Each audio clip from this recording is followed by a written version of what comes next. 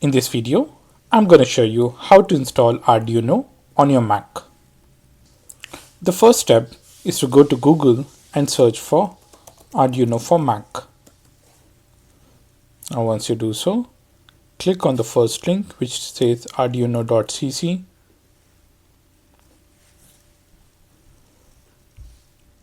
Accept this. Click on the download page. It will automatically detect your Mac. Click on download. Now it says unverified download blocked. Just tap on this arrow.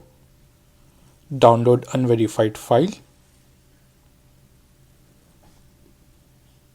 Now click on this.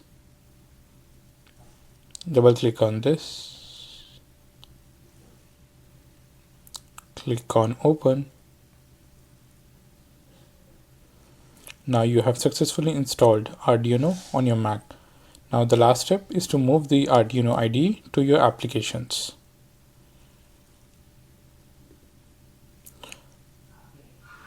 So this is how you can download and install Arduino on your Mac. So that's it about the video guys. For more videos like this, subscribe to iOS Droids.